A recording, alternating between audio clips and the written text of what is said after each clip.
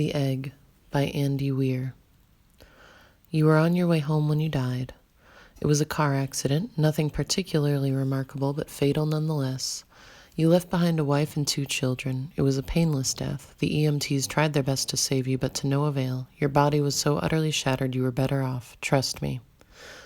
And that's when you met me. What happened? You asked. Where am I? You died, I said matter-of-factly. No point in mincing words. There was a truck and it was skidding. Yep, I said.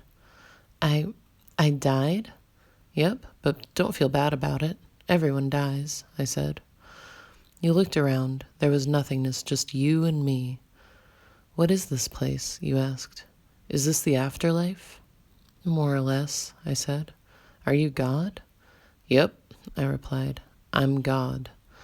My kids, my wife, you said. What about them? Will they be all right? That's what I like to see, I said. You just died and your main concern is for your family. That's good stuff right there. You looked at me with fascination. To you, I didn't look like God. I just looked like some man or possibly a woman. Some vague authority figure, maybe. More of a grammar school teacher than the Almighty. Don't worry, I said. They'll be fine. Your kids will remember you as perfect in every way. They didn't have time to grow contempt for you. Your wife will cry on the outside, but will be secretly relieved. To be fair, your marriage was falling apart. If it's any consolation, she'll feel very guilty for feeling relieved. Oh, you said. So what happens now? Do I go to heaven or hell or something? Neither, I said. You'll be reincarnated. Ah, you said. So the Hindus were right. All religions are right in their own way, I said. Walk with me. You followed along as we strode through the void. Where are we going? Nowhere in particular, I said. It's just nice to walk while we talk. So what's the point then? You asked. When I get reborn, I'll just be a blank slate, right? A baby? So all my experiences and everything I did in this life won't matter. Not so, I said. You have within you all the knowledge and experiences of all your past lives. You just don't remember them right now. I stopped walking and took you by the shoulders. Your soul is more magnificent, beautiful, and gigantic than you can possibly imagine. A human mind can only contain a tiny fraction of what you are. It's like sticking your finger in a glass of water to see if it's hot or cold. You put a tiny part of yourself into the vessel, and when you bring it back out, you've gained all the experiences it had. You've been in a human for the last 48 years, so you haven't stretched out yet and felt the rest of your immense consciousness. If we hung out here for long enough, you'd start remembering everything. But there's no point to doing that between each life. How many times have I been reincarnated then? Oh, lots. Lots and lots, and into lots of different lives, I said. This time around, you'll be a Chinese peasant girl in 540 A.D. Wait, what? You stammered. You're sending me back in time? Well, I guess technically. Time as you know it only exists in your universe. Things are different where I come from. Where you come from? You said. Oh, sure, I explained. I come from somewhere else, and there are others like me. I know you'll want to know what it's like there, but honestly, you wouldn't understand. Oh, you said, a little let down. But wait, if I get reincarnated to other places in time, I could have interacted with myself at some point. Sure, it happens all the time. And with both lives only aware of their own lifespan, you don't even know it's happening. So what's the point of it all? Seriously? I asked. Seriously? You're asking me for the meaning of life?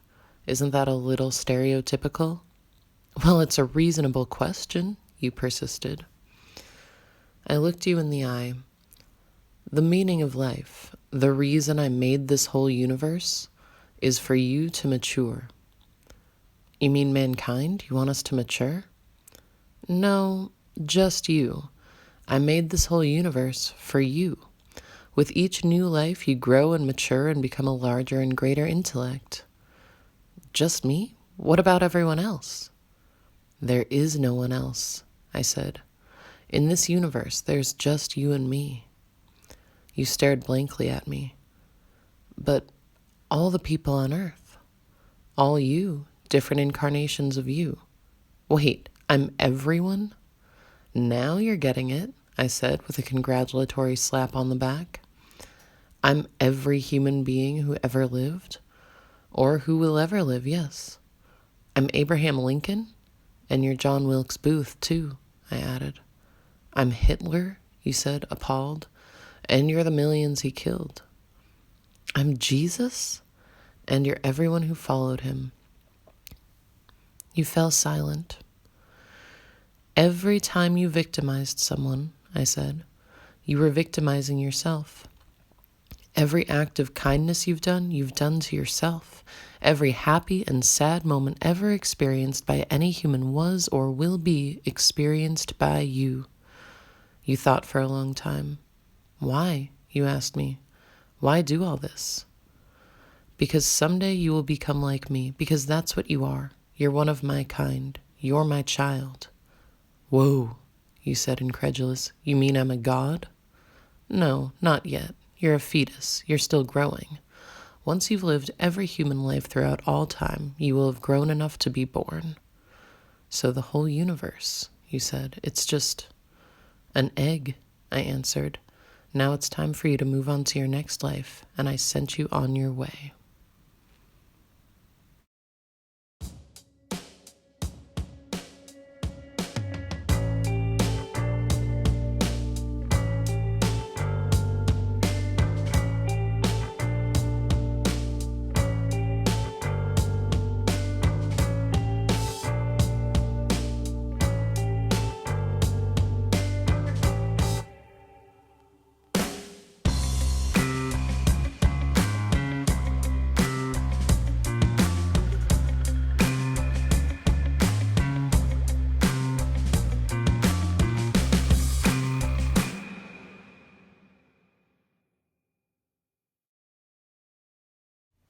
Hi everybody, thank you so much for tuning in today. I really hope you enjoyed the video, and I hope you enjoyed the little story by Andy Weir. It's a complicated chakra, so hopefully I gave you a little bit of an explanation here. And if not, be sure to just go sit with some trees. As always, may beauty surround you, beauty before you and behind you, beauty above you and about you. And may your road home be on a trail of peace. Happily may you return. Thank you so much. Please remember to like, comment, and subscribe, and let me know what you want to see from the videos. I love you all so much, and have a great day. Thanks.